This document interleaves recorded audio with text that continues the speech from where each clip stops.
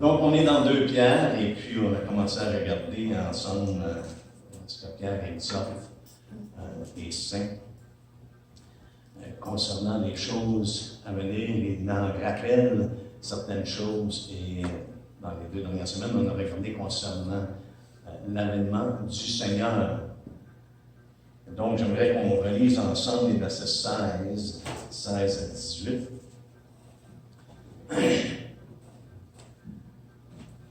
Ça nous dit dans 2 Pierre 1, verset 16, « Ce n'est pas en effet en suivant les fables habilement conçues que nous avons fait connaître la puissance et l'avènement de notre Seigneur Jésus-Christ, mais c'est comme ayant vu sa majesté de nos propres yeux, car il a reçu de Dieu le Père honneur et gloire, quand la gloire magnifique lui fit entendre une voix qui disait, « Celui-ci est mon Fils bien-aimé, en qui j'ai mis toute mon affection. » Et nous avons entendu cette voix venant du ciel lorsque nous étions avec lui sur la sainte montagne. Amen. Allons au chapitre 3, s'il vous plaît. Donc, Pierre ici nous fait part qu'ils ont vu des choses, ils ont vu ce que le Seigneur Jésus lui-même avait mentionné qui allait arriver. Il y en a qui n'allaient pas mourir avant qu'ils aient vu le royaume de Dieu ou la gloire du Père. Et puis, ça nous dit clairement dans la parole que Pierre, Jacques et Jean ont vu la gloire de Jésus, n'est-ce pas? Donc, c'est ce qu'on a regardé ensemble la semaine passée. Et puis, cette semaine, j'aimerais qu'on continue sur la même ligne, mais avec une arrière-pensée. Okay? Celle qu'on retrouve dans 2 Pierre au chapitre 3. Ça nous dit au verset 1, « Voici déjà bien aimé la seconde lettre que je vous écris. Dans l'une et dans l'autre, je cherche à éveiller par des avertissements votre saine intelligence, afin que vous vous souveniez des choses annoncées d'avance par les saints prophètes et du commandement du Seigneur et Sauveur enseigné par vos apôtres. » Ici, Pierre ne fait pas simplement parler d'une expérience qu'il a eue, des choses qu'il a entendues lorsqu'il était sur la Sainte Montagne, mais des choses qui ont été enseignées de la part de Christ. Il parle ici avec une autorité qui vient du Seigneur lui-même. Et je veux juste vous faire remarquer ici, ça dit que afin que vous vous souveniez des choses annoncées d'avance par les saints prophètes. On a vu ensemble que l'Esprit de Christ était en eux et ils ont annoncé des choses à venir, comment est-ce qu'il est dit la première fois, et également la gloire qu'elle allait en suivre plus tard. Mais il dit, et du commandement du Seigneur, ou de l'autorité, c'est la pensée. Ce n'est pas simplement des choses qui ont été annoncées, maintenant c'est des choses avec une pleine autorité que Christ a enseignées et que vos apôtres, qui ont été enseignés par vos apôtres. Donc Pierre, Paul, Jean, et les apôtres qui étaient à ce temps-là, qui avaient été envoyés, qui avaient été mandatés de prêcher l'Évangile, justement. Qu'est-ce qu'ils avaient reçu de sa part et de l'enseigner? C'est ça que ça nous dit. Il dit prêcher l'Évangile, prêcher la bonne nouvelle, mais également enseigner tout ce que je vous ai prescrit. Le Seigneur a révélé des choses aux apôtres qu'il a mis en lumière. Et de nos jours, on n'a plus besoin d'avoir l'inspiration comme on voit dans les Écritures. Toute l'Écriture est inspirée de Dieu, et puis les Écritures sont complètes. Mais l'Esprit de Dieu nous illumine, par contre. Il nous inspire dans le sens qu'il illumine nos pensées, il illumine nos cœurs, afin qu'on puisse comprendre les choses. C'est ce que Paul fait rapport dans Éphésiens, n'est-ce pas? Lorsqu'il prie pour les gens d'Éphésiens, qu'il illumine les yeux de votre cœur. Que l'Esprit soit là dans nos vies, nous inspirant de cette manière-là en illuminant les yeux de notre cœur. Donc ici, Pierre, on a vu ensemble la semaine passée qu'il a révélé des choses concernant l'avènement du Seigneur et puis des choses que le Seigneur lui-même avait annoncées. Et puis j'ai mis l'emphase surtout sur le fait que les disciples anticipaient la venue de Christ. C'était quelque chose qui était vraiment important dans leur vie, que Christ allait apparaître, qu'il allait revenir. Okay? Et puis, c'est l'encouragement, mais l'emphase n'est pas la même que celle d'aujourd'hui. Aujourd'hui, lorsqu'on parle de l'avènement du Seigneur, on est tellement intéressé de savoir comment ça va se passer, quand ça va se passer, et toutes les choses qui l'entourent. Pour les apôtres, c'était le contraire. Ce qui est important, c'est notre vie. À la lumière du jour qui approche, c'est notre vie qui est importante. Et Pierre met la même emphase, et ça, on va voir ça plus tard, probablement la semaine prochaine. Mais lorsque Paul fait appel au jour que le Seigneur est proche, il nous dit, il fait appel à la douceur, d'être doux comme le Seigneur est doux. Il fait appel à notre caractère, soyez patients. Jacques, c'est ce qui nous fait peur, d'être patient, de renoncer aux plaintes, de renoncer à la murmure. L'auteur d'Hébreux nous dit, je pense que c'est Paul, mais l'auteur d'Hébreux nous dit d'être fidèle à l'assemblée. Plus que vous voyez le jour s'approcher. Et j'ai mentionné que Paul a exhorté Timothée, justement, de vivre 100 ans sans reproche jusqu'à l'apparition. Et l'enfant semble toujours être, non pas sur comment les choses vont se passer, qui est l'Antéchrist et ces choses-là, mais plutôt l'enfance est notre vie devant le Seigneur. C'est d'être prêt lorsque le Seigneur va apparaître. C'est d'être prêt lorsqu'il va revenir. C'est ça qui est important, frères et sœurs. C'est pas si, est-ce que j'ai raison de ça et de ça? J'ai raison. Oh, je pense que l'Antéchrist, c'est cette personne-là. Combien de personnes ont essayé de deviner c'était qui l'Antéchrist à travers les années? À un moment donné, c'était Prince Charles. Un autre tantôt, c'est Bill Gates. Un autre tantôt, ça n'arrête pas, frères et sœurs. Et je pense que c'est un exercice qui est futile. Pourquoi? Parce qu'on ne voit pas cette enfance-là du tout dans les Écritures. Mais on voit des choses, par contre, dans les Écritures concernant l'avènement du Seigneur. On est constamment rappelé, frères et sœurs, que la nuit est avancée et le jour est proche. On est toujours rappelé que le jour est proche. Imaginez-vous que Jésus dit, je reviens bientôt. Voilà 2000 ans. Est-ce que Jésus dit la vérité? Je reviens bientôt. On sait ce que Pierre nous dit également. Un jour avec le Seigneur, c'est comme 1000 ans comme un jour. Nous, on pense dans un terme qui est terrestre. On ne pense pas comme Dieu pense. Ses pensées sont beaucoup plus élevées que les nôtres, n'est-ce pas? Ses voix, beaucoup plus haut. Nos voix ne sont pas ses voix. Ses pensées ne sont pas nos pensées. Mais Dieu nous donne accès, on pourrait dire, à voir les choses comme il les voit. Et c'est là qu'il est important, frères et sœurs, d'être vraiment ancré dans la parole de Dieu, de s'attacher à la parole de Dieu. Mais c'est ce que ça nous dit. La nuit est avancée, le jour est proche, dans Romains 13, 12, où Paul nous parle justement dans le Philippiens. Je ne sais pas, je ne me souviens pas si j'avais terminé avec ça la semaine passée. Ou pas, je ne me rappelle pas. Il y en a quelqu'un qui m'avait dit, tu as l'air fatigué. J'ai dit, je n'ai pas juste l'air, j'ai la chanson. J'ai la chanson. C'est pour ça que je ne me rappelle pas si j'avais mentionné ces choses-là. Mais dans Philippiens 1, Paul, justement, parle concernant le jour du Seigneur. Dans Philippiens 1,6, ça nous dit, je suis persuadé que celui qui a commencé en vous cette bonne œuvre la rendra parfaite pour le jour de Christ. Voyez-vous, ici, Paul, dans sa tête,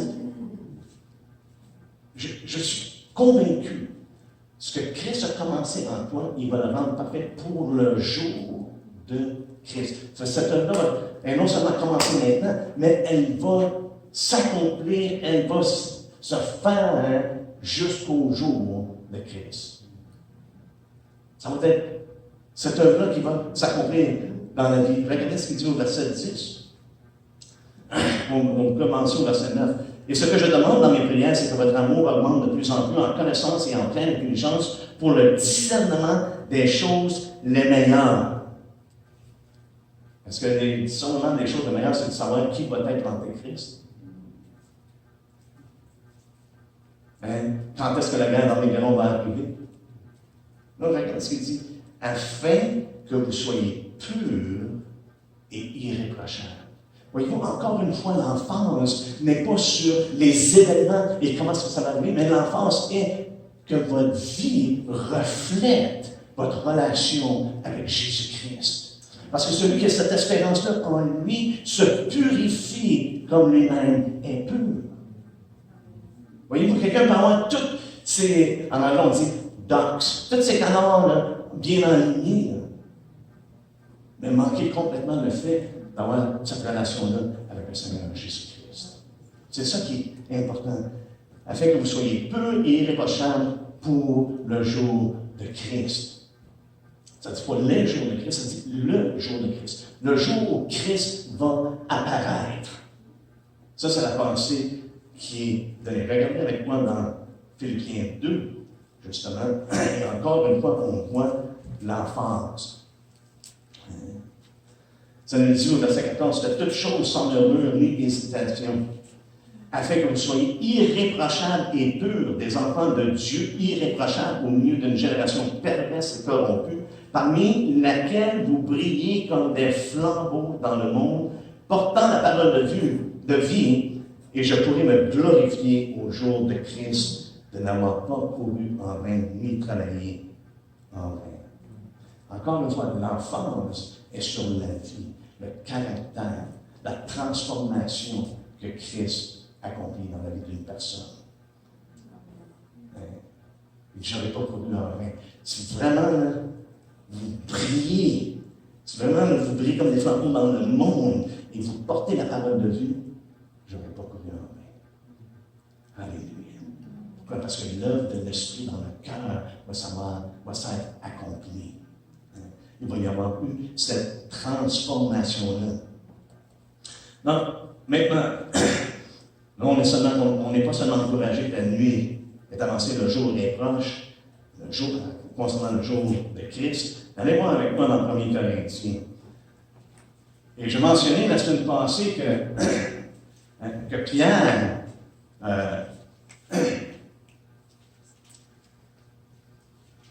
lui-même, n'est-ce pas, nous dit que la fin de toute chose est proche. Les apôtres étaient conscients que le Seigneur était proche. Pourquoi? Parce qu'il leur avait dit qu'il allait revenir bientôt. Qu'il allait revenir. Il s'attendait à eux. Et il s'attendait à lui, plutôt. Mais dans 1 Corinthiens 7, et ça c'est une chose qui est importante, au verset 29, ça me dit, « Voici ce que je dis, frère, c'est que le temps est court. » Ça, c'est Paul qui a écrit ça aux Corinthiens. Le temps est court. Est-ce qu'on peut s'entendre que Paul, dans son temps, s'attendait au jour du Seigneur? Dans son temps. Il s'attendait que le jour du Seigneur était proche. C'est pour ça qu'il a écrit concernant que le jour du Seigneur était proche. Le temps est court. Ce n'est pas le temps de perdre notre temps. C'est ce que Paul vraiment communiqué. Et le contexte, c'est que c'était des temps difficiles dans ce temps-là. Regardez au verset 26. C'est ça, au verset 26, ça dit, « Voici donc ce que j'estime bon à cause des temps difficiles qui s'approchent. » Chose importante à remarquer ici. À cause des temps difficiles qui s'approchent. Frères et sœurs, on sait qu'on est dans des temps difficiles. On voit des choses. Paul a vu des choses difficiles qui s'en venaient. Laissez-moi vous poser la question. Est-ce que vous voyez des choses difficiles qui s'en viennent? Hein? Est-ce qu'on voit des choses difficiles qui s'en viennent? Et des choses difficiles qui s'en viennent demandent des instructions plus spécifiques concernant les choses qui s'en viennent.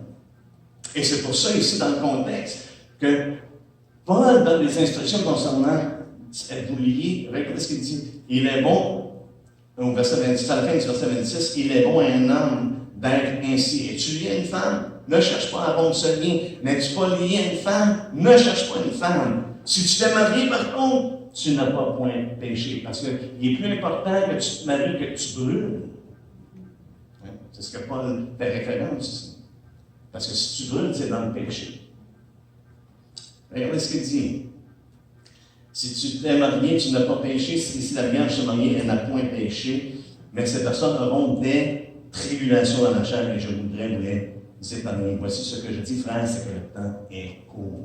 Et si quelqu'un a une femme, qu'il s'en soit comme quelqu'un qui n'en a pas. C'est ce qu'il dit. Que désormais, ceux qui ont une femme soient comme n'en ayant pas, ceux qui pleurent comme ne pleurant pas, ceux qui se réjouissent comme ne se réjouissant pas, ceux qui achètent comme ne possédant pas, et ceux qui usent de ce monde, du monde, comme n'en usant pas, car la figure de ce monde passe. Et le but de Paul, c'est qu'il voudrait que les gens soient sans inquiétude concernant leur service au Seigneur. Qu'ils soient attentifs, le temps est court, et qu'ils soient donnés, qu'ils donnent leur attention à Dieu et à son œuvre. Et on peut juste voir ici ce qu'il dit au verset 32, il dit « Or, je voudrais que vous soyez sans inquiétude. Celui qui n'est pas marié s'inquiète des choses du Seigneur, des moyens de plaire au Seigneur. » Et c'était ça son but. Il voulait que les gens vraiment s'inquiètent de rien d'autre, mais que des choses qui concernent le Seigneur et de moyens de lui plaire. Et regardez au verset 35, ça nous dit « Je dis cela dans votre intérêt. Ce n'est pas pour vous prendre au piège, c'est pour vous porter à ce qui est bien séant et propre à vous attacher au Seigneur sans distraction. » Donc, c'était une instruction qui était, à cause du temps qui est court, c'est une instruction qui avait une demande de l'instruction spécifique. Et dans ce cas-là, à cause des temps difficiles qui s'approchaient, il a dit, cherchons pas à être distraits par rien d'autre. Nous, dans le temps dans lequel nous sommes, je crois qu'on peut voir qu'il y a des temps difficiles qui s'approchent. Et je crois qu'il y a des instructions spécifiques qui sont en relation avec ça. Frères et sœurs, ne nous laissons pas distraire par quoi que ce soit. Et spécialement par des choses, des fois, qui sont, à mon avis, futiles. Qui va être l'Antéchrist? Comment les choses vont arriver? Ce qui est important, c'est notre relation avec lui. Et les choses vont se révéler et elles vont être très, très claires. C'est une chose que j'ai remarqué dans les Écritures, c'est que Dieu parle et nous illumine et rend les choses claires pour qu'on les comprenne. Imaginez-vous, le but de Dieu, ça nous dit que la parole était avec Dieu, la parole était Dieu. Le but de la parole, c'est de communiquer, n'est-ce pas? Le but de la parole, c'est d'enseigner, c'est de nous faire comprendre, c'est de nous faire voir ce que Dieu dit et ce que Dieu fait. Donc, écoutons ce que Jean nous dit dans l'Apocalypse, que celui qui a des oreilles pour entendre, entende ce que l'Esprit dit. Et l'Esprit ne contredit jamais la parole qu'il a inspirée. La parole qu'il a poussé les hommes à communiquer. Alléluia. Maintenant, allons ensemble dans 1er Jean.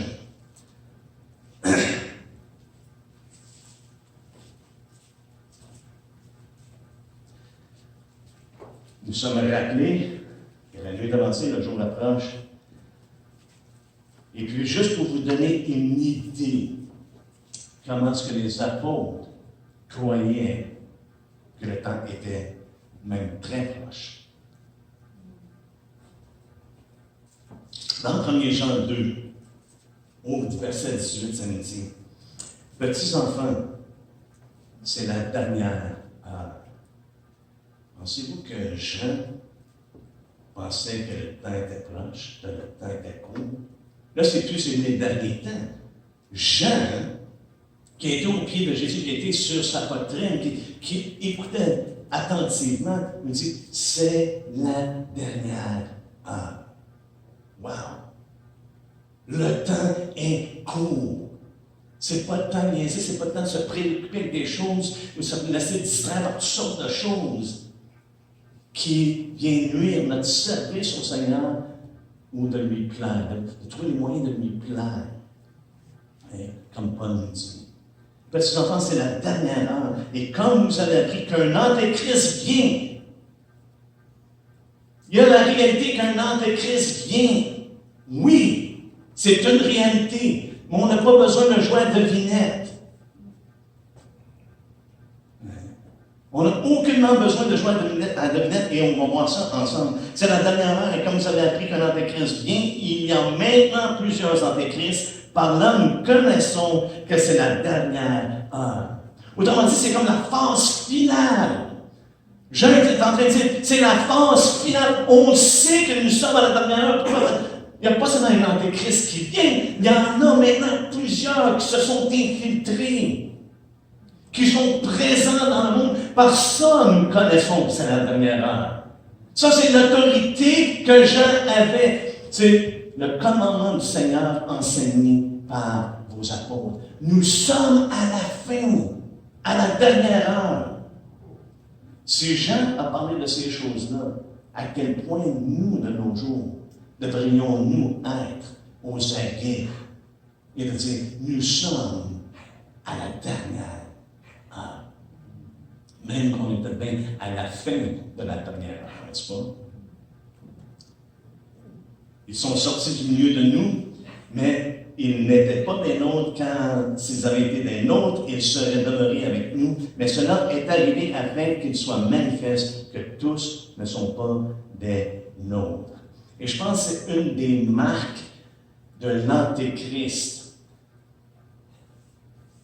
C'est l'influence et l'infiltration au sein de l'Église. Ça fait une démarche. Ils sont sortis du milieu de nous. Et Paul nous dit dans Acte 20, justement, ils sortent du milieu de nous, mais ils attirent des gens après eux. Okay? Allons voir au chapitre 4 de 1er Jean.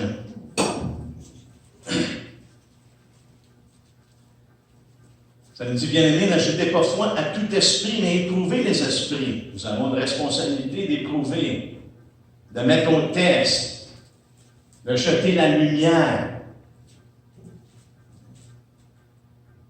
La lumière, c'est Christ, c'est la parole de Dieu.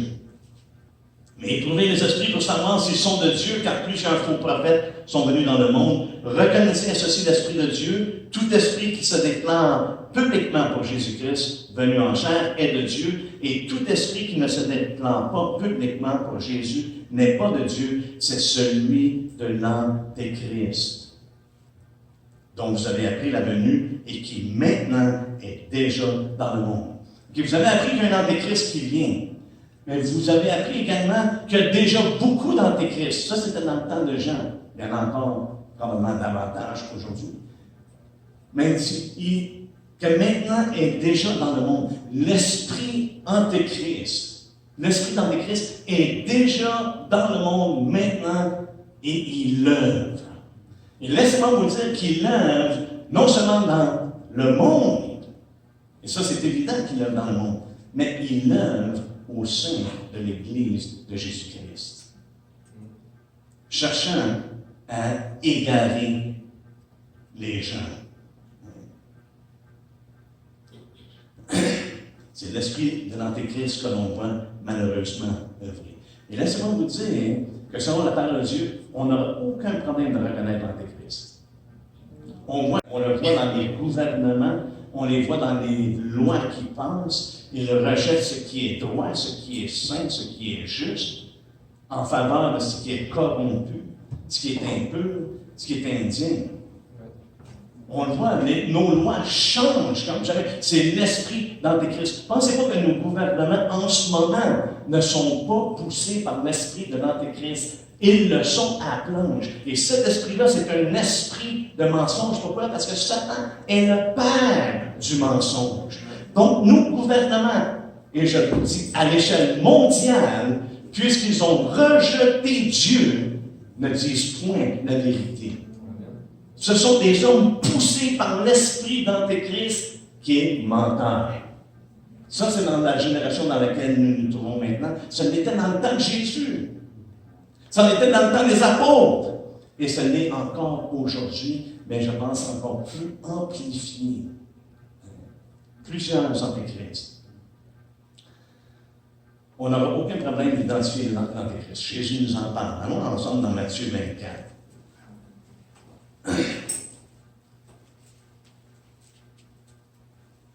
Et je veux regarder en arrière-plan ce que Pierre nous a dit. Il nous avertit par ce que les prophètes ont annoncé, mais également du commandement du Seigneur enseigné par vos apôtres. Donc, ce que Pierre, Jean, Paul nous enseignent, ça sort de l'autorité et de ce qu'ils ont reçu de la part du Seigneur, étant eux-mêmes enseignés par le Seigneur. Mais dans Matthieu 24, le Seigneur Jésus est très clair. L'Antichrist, on va le reconnaître sans ambiguïté. Il nous dit au verset 15, c'est pourquoi lorsque vous verrez l'abomination de la désolation dont a parlé le prophète Daniel, établie en lieu saint. Jean nous a dit qu'ils étaient parmi nous, ils sont sortis. Il y a un antéchrist qui vient, mais il y a plusieurs antéchrists. Mais c'est ça, je dis, l'influence au sein de l'Église. L'homme qui va se lever va avoir des belles paroles, des paroles draconiennes, mais il va agir comme. Il va avoir des belles paroles comme plutôt une brebis, mais il va agir en dragon. Mais il va ultimement renier et il va s'établir. Il va s'élever au-dessus de tous. Il va se déclarer Dieu. Ça, c'est une chose qui est très claire. Donc, on n'a pas besoin d'essayer de deviner qui va être l'Antéchrist. Ça va être clair. C'est pour ça qu'il dit que celui qui lise fasse attention. On ne doit pas sauter d'une opinion à l'autre. Jésus dit, lorsque l'abomination de la désolation va être établie en lieu saint, vous allez savoir que là, c'est l'Antéchrist. Si on va ensemble dans 2 Thessaloniciens,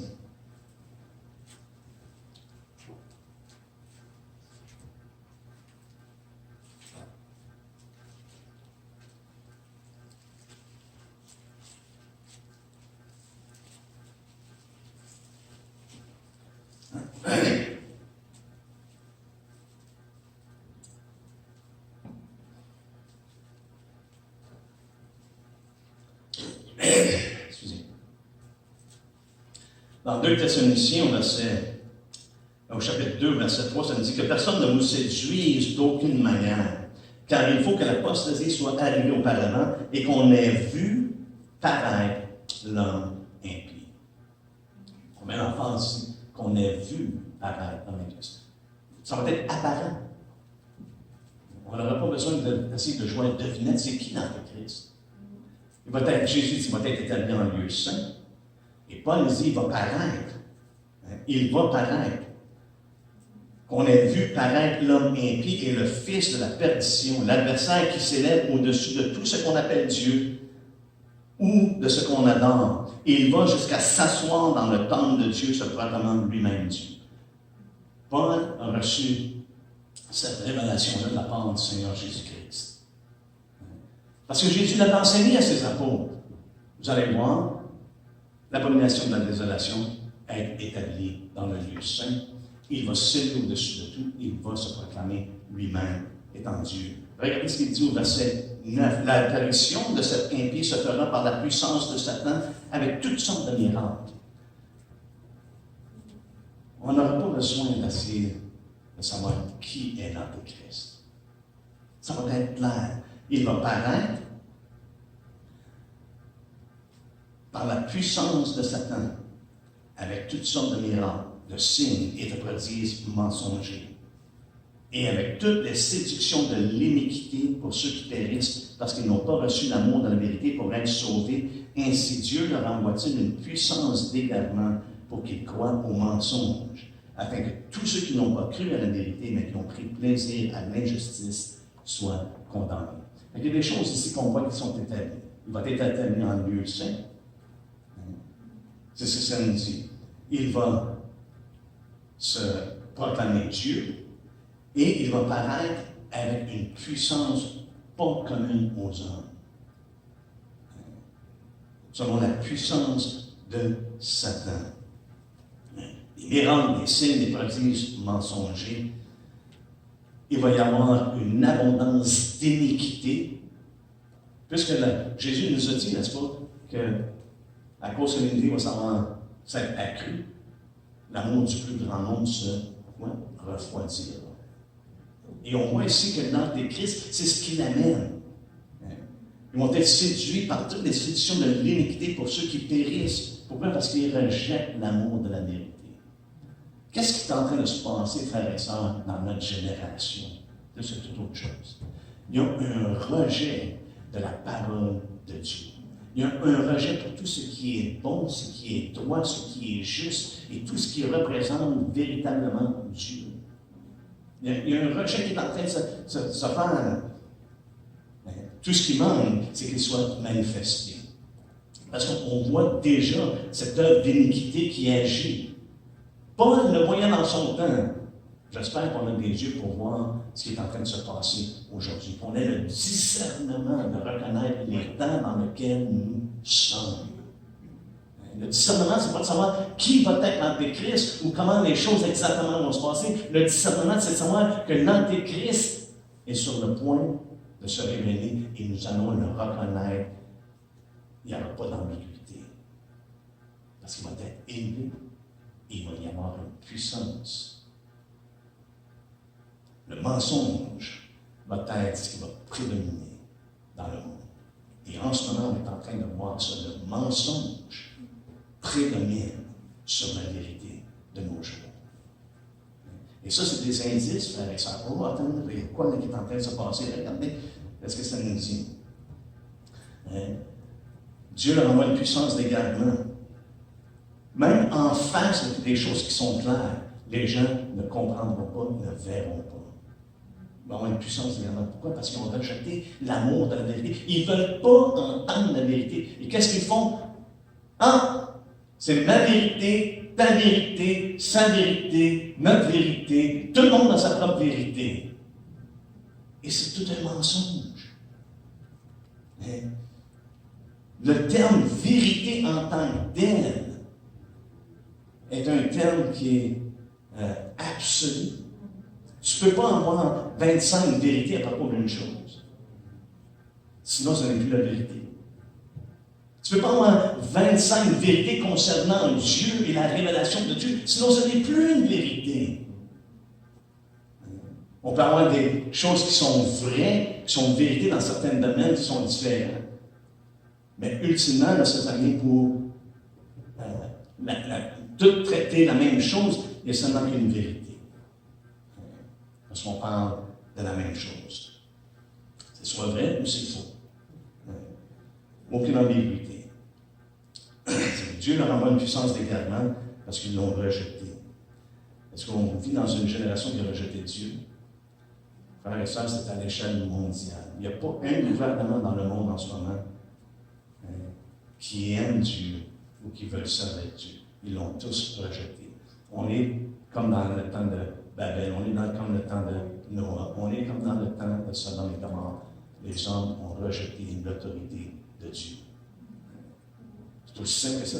Et une personne qui rejette l'autorité de Dieu tombe sous cette puissance d'égarement-là pour croire un mensonge. Afin que tous ceux qui n'ont pas cru à la vérité, mais qui ont pris plaisir à l'injustice, soient condamnés. Et aujourd'hui, frères et sœurs, l'injustice est élevée au-dessus de tout. Pourquoi c'est l'injustice? Parce que c'est la justice des hommes qui a été établie. Ce qui est juste aux yeux des hommes, c'est ce qui devient des lois. C'est ce qui mène en ce moment. Ce qui est juste à leurs yeux, ce qui est juste aux yeux des hommes, frères et sœurs, est injuste aux yeux de Dieu.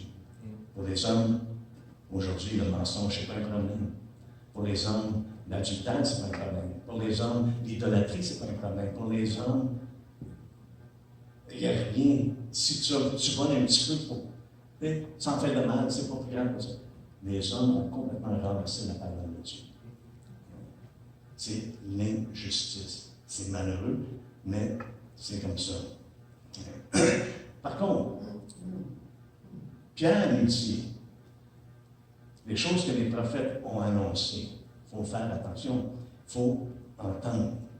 Et puis, on a regardé dans Daniel, justement, pas dans Daniel 12, les choses ont été annoncées. On a regardé ça un petit peu la semaine passée.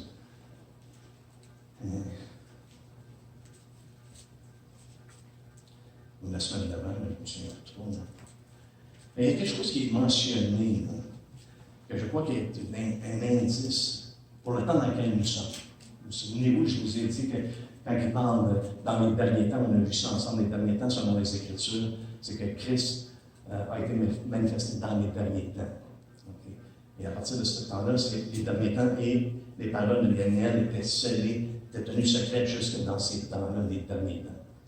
Et à partir de ce moment-là, Christ a illuminé, a révélé, a inspiré même les apôtres pour nous révéler certaines choses qui, pour ma part, sont extrêmement importantes et sont l'autorité sur laquelle nous devons nous appuyer. Mais Daniel nous fait part également, et je pense qu'il nous donne un indice, ce qui lui a été révélé. Dans Daniel 12, au verset 5, ça nous dit, « Moi, Daniel, je regardais, et voici deux autres hommes se tenaient debout, l'un en deçà du bord du fleuve et l'autre au-delà du bord du fleuve. L'un d'eux dit à l'homme vêtu de lin, qui lui avait précédemment révélé certaines choses, vêtu de lin, qui se tenait au-dessus des eaux du fleuve.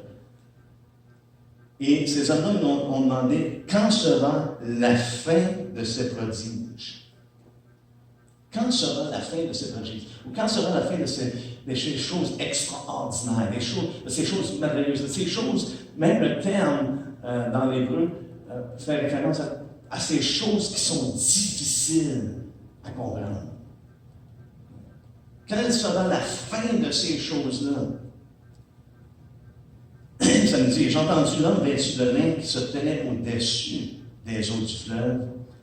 Il leva vers les cieux sa main droite et sa main gauche, et il jura par celui qui vit éternellement que ce sera dans un temps, des temps et la moitié d'un temps. Et que toutes ces choses finiront quand la force du peuple saint sera entièrement brisée. Ça, je trouve ça intéressant. Parce que là, il me demande, tout au long, il a parlé de la fin. Ça, c'est la fin, c'est la fin. Et ces deux hommes-là demandent, mais quand est-ce que ça va être? Quand sera la fin de ces prodiges? De tout ce qui a été annoncé, des choses qui sont difficiles concernant la fin des temps, des choses qui ont été révélées. Quand sera la fin de ces choses-là?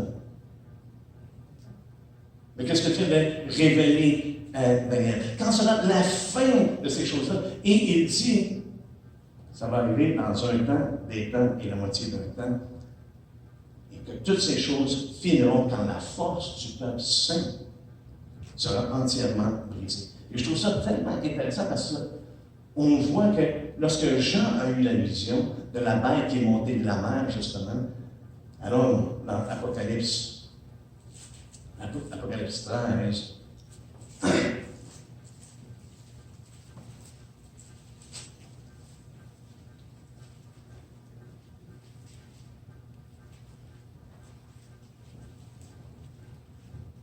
on voit que la bête est adorée, n'est-ce pas? Au verset 4, ça dit, et ils adorèrent le dragon parce qu'il avait donné l'autorité à la bête. Ils adorèrent la bête en disant, qui est semblable à la bête? On sait que l'Antéchrist va s'élever, il va être dans un lieu saint, il va se nommer Dieu. Et cette bête-là ici exécute exactement ce que nous a révélé dans les Écritures. Et ça nous dit, qui est semblable à la bête et qui peut combattre contre elle? Et il lui fut donné une bouche qui proférait des paroles arrogantes et des blasphèmes. Il lui fut donné le pouvoir d'agir pendant 42 mois. Un temps, des temps et un demi-temps. Et pour moi, c'est comme un indice que le Seigneur nous donne. Que la fin de ces prodiges-là, la fin que Daniel a reçue comme révélation, des choses du temps de la fin, mais en particulier la fin de ces choses-là, ça va être un temps, des temps et la moitié d'un temps, des temps. Et après ça, il dit, et que la force du peuple de Dieu va être complètement, entièrement brisée. Et c'est ce que ça nous dit ici. Regardez ce qu'il dit. au verset 16, et elle ouvrit sa bouche pour proférer des blasphèmes contre Dieu, pour blasphémer son nom, son tabernacle et ceux qui habitent dans le ciel. Il lui fut donné de faire la guerre aux saints et de les vaincre. Il lui fut donné autorité sur toute tribu, tout peuple, toute langue et toute nation. Ça, je trouve ça intéressant, le lien qu'il y a entre ce que les deux hommes ont dit, ou la réponse plutôt de celui qui était là-dessus, de l'un a donné aux deux hommes en réponse à leur question. Quelle sera la fin de ces prodiges? De tout ce qui était supposé de prendre place, quelle sera la fin? Et ici, on voit l'accomplissement de ça. Où est-ce que Jean reçoit cette révélation-là, que la bête va se lever. Les gens vont l'adorer. Il va être dans cette place, cette position-là. Et puis, qu'est-ce qui va arriver? C'est qu'il a reçu le pouvoir pendant 3 ans et demi. Un temps, des temps et la moitié des temps. Et il fait la guerre au sein. Et je sais que la plupart des gens, lorsqu'on lit Daniel, on pense le peuple saint, à ton peuple, on pense immédiatement à Israël naturel. Je crois que ça fait partie de ça, mais ce n'est pas limité à ça, aux Juifs. Et je vais vous donner la raison pour laquelle je ne crois pas que c'est limité à ça. Pierre, 1er Pierre.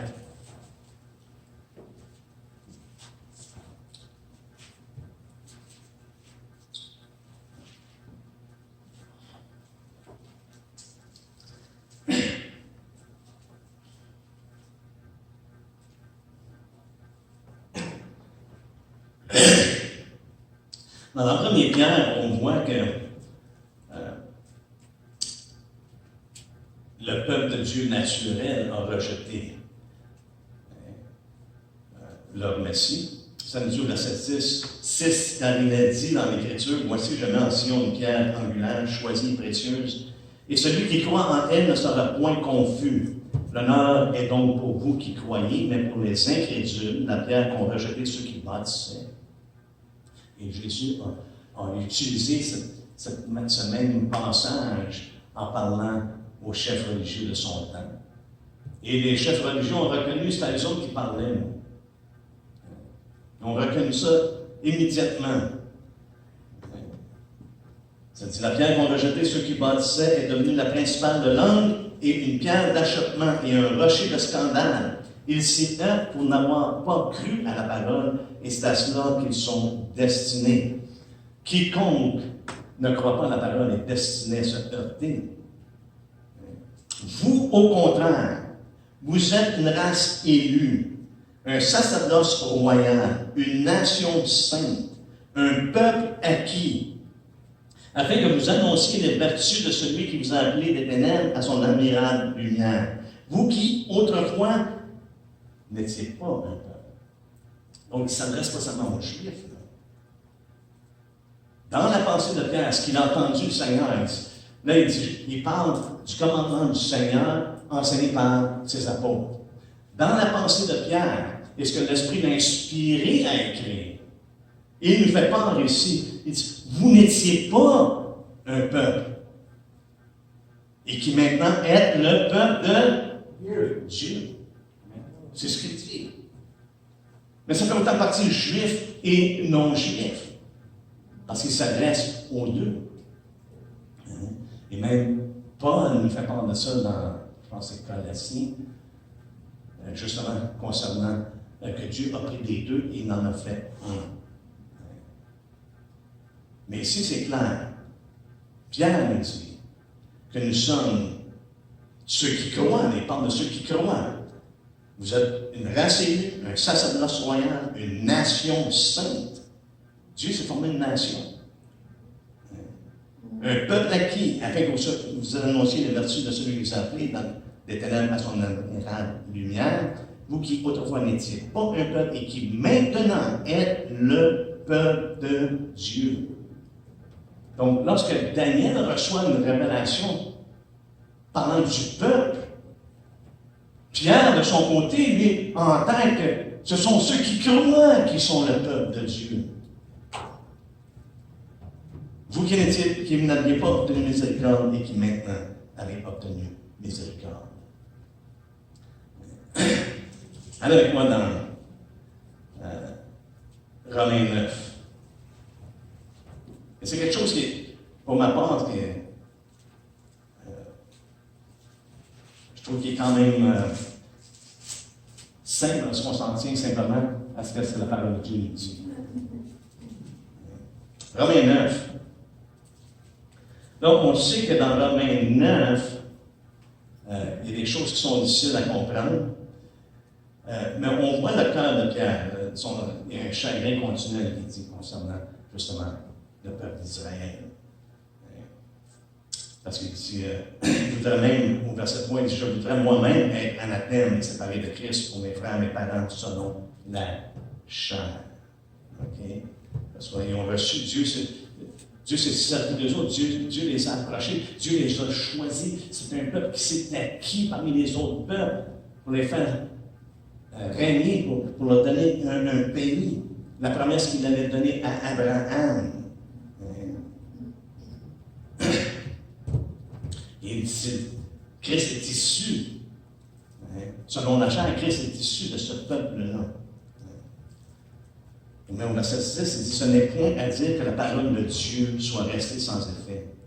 Car tous ceux qui descendent d'Israël ne sont pas Israël. Est-ce que ça peut être plus clair que ça? Lui-même, Paul, un Israélite, son cœur était attristé, brisé, un chagrin continuel parce qu'il aurait voulu être anathème pour que ses frères soient sauvés. Et il dit, par l'inspiration de l'Esprit, ce n'est pas dire que la parole de Dieu est restée sans effet, car tous ceux qui descendent d'Israël ne sont pas Israël, et bien qu'ils soient la postérité d'Abraham, ils ne sont pas tous ses enfants. Mais il est dit, en Isaac, tu auras une postérité appelée de ton nom. C'est-à-dire, ce ne sont point les enfants de la chair qui sont enfants de Dieu, mais ce sont les enfants de la promesse qui sont regardés comme la postérité. Donc, on voit ici Pierre d'un côté, Paul de l'autre, qui regarde le peuple de Dieu comme étant les enfants de la promesse, ceux qui sont en Isaac, selon la promesse qui avait été donnée. Et maintenant, Paul dit aux Galates, il dit, Christ est la postérité qu'on attendait. C'est la promesse qui avait été faite. Et c'est pour ça qu'en Christ, juifs et non-juifs sont réunis en tant qu'un. Pour moi, c'est clair. Je dis ça, je dis, l'Israël en ce moment, frères et sœurs, que l'on voit selon la chair, ne sont pas la postérité de Dieu telle que la parole de Dieu nous démontre. Ça ne veut pas dire que Dieu n'a pas un plan pour eux. Dieu a fait des promesses. Mais il a fait des promesses qui s'adressent à ceux qui ont la foi. Parce que tout au long, frères et sœurs, on a été sauvés par la foi. C'est juste que c'est rendu beaucoup plus clair dans le Nouveau Testament. C'est révélé clairement. C'est mis en évidence. Mais lorsqu'on va dans Hébreux 11, on voit tous ceux qui ont marché avant nous par la foi. Par la foi, Moïse, par la foi, Abraham, par la foi. Et il donne une liste qui est très longue. Mais c'est par la foi qu'ils ont marché. Et le peuple de Dieu, c'est le peuple qui vit par la foi. Mon juste vivra comment? Par la foi. Ouais, je ne veux pas passer mon temps à essayer de m'astiner avec la parole de Dieu, mais plutôt de la recevoir et de dire, OK, Seigneur, c'est ce qu'il dit ici. Allons dans Galates. Galates 4, encore une fois, Paul qui parle concernant ces choses-là. Et regardez ce que Paul révèle. Imaginez-vous être dans le temps de Paul. Okay?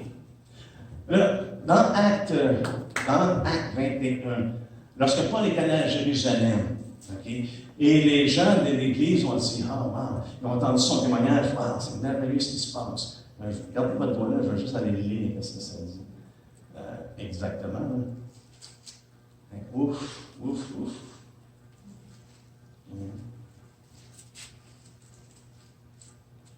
Acte 21. Ça veut dire au verset 19. Après les avoir salués, il raconta en détail ce que Dieu avait fait au milieu des païens par son ministère. Quand ils l'eurent entendu et glorifièrent Dieu, puis ils lui dirent, « Tu vois, frère, combien de milliers de Juifs ont cru. Et tous sont allés pour la loi. » Fait que Dieu est en train de faire une œuvre également dans Israël, mais l'Israël qui croit. C'est la postérité de la promesse. Dans Galates, je pense qu'on va terminer avec ça. Dans Galates 4, regardez ce que. Imaginez, il y a des milliers de personnes qui croient, là, de Juifs là, qui croient. Et Paul écrit ces choses-là aux Galates. Il leur dit au verset 21 du chapitre 4, « Dites-moi, vous qui voulez être sous la loi, ne comprenez-vous point la loi? Car il est écrit qu'Abraham eut 2 fils, un de la femme esclave et un de la femme libre. Mais celui de l'esclave naquit selon la chair, et celui de la femme libre naquit en vertu de la promesse. Ces faits ont une valeur allégorique, car ces femmes sont 2 alliances, l'une du mont-Sané, enfantant pour la servitude, c'est Agar. Car Agar, c'est le mont-Sané en Arabie, et elle correspond à la Jérusalem, comment? Actuelle. Dans le temps de Paul, dans le temps des apôtres. Et ce n'est pas différent en 2021. La Jérusalem actuelle est sous la servitude. C'est ce qu'il dit ici. Elle correspond à la Jérusalem actuelle, qui est dans la servitude avec ses enfants. Mais la Jérusalem d'en haut est libre, c'est notre mère. Car il est écrit, « Réjouis-toi, stérile, toi qui n'enfantes point, éclate et pousse des cris, toi qui n'as pas éprouvé les douleurs de l'enfantement. Car les enfants de la délaissée seront plus nombreux que les enfants de celles qui étaient mariées. Pour vous, frères, comme Isaac, vous êtes enfants de la promesse. Et de même qu'alors, celui qui était né selon la chair persécutait celui qui était né selon l'esprit, ainsi en est-il encore maintenant. » Mais que dit l'Écriture? « Chasse l'esclave et son fils, car le fils de l'esclave n'héritera pas avec le fils de la femme libre. C'est pourquoi, frères, nous ne sommes pas enfants de l'esclave, mais de la femme libre. » Pourquoi? Parce que nous croyons en la postérité qui est Christ. Nous croyons à la promesse que Dieu a faite à Abraham et qui a son accomplissement en Jésus-Christ. C'est pour ça que nous sommes libres. Mais il dit la Jérusalem actuelle, ou on pourrait dire le juif actuel, selon la chair, est dans la servitude. Paul continue dans Galates 6. Il montre l'importance de la croix. On ne va pas se rendre agréable selon la chair, ancienne. Garder les lois et les rituels religieux, à partir du verset 12. Puis au verset 14, il dit, « Pour moi, ce qui me concerne, loin de moi la pensée de me glorifier d'autre chose que de la croix de notre Seigneur Jésus-Christ, par qui le monde est crucifié pour moi, comme je le suis pour le monde. Car ce n'est rien d'être circoncis ou incirconcis, ce qui est quelque chose, c'est d'être une nouvelle création. Paix et miséricorde sur tous ceux qui suivront cette règle et sur l'Israël de Dieu. » Quel est l'Israël de Dieu? Ce sont ceux qui croient en Jésus-Christ. Ce sont ceux, Paul dit, qui sont des nouvelles créations. C'est ce qu'il dit. Et Paul le dit dans un contexte, par exemple, où il y avait des milliers de Juifs, par ce moment-là, qui croyaient. Dieu a un plan pour Israël, pour son Église. Mais ce plan-là s'accomplit dans la foi en Jésus-Christ.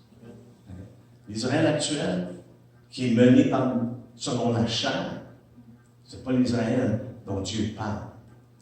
Lorsqu'il fait les promesses qu'on voit dans Jérémie ou qu'on voit dans Ézéchiel, il dit « Je vais faire une nouvelle alliance ». Il fait une alliance avec ceux qui ont la foi, qui vont avoir la foi dans ce que Dieu va accomplir.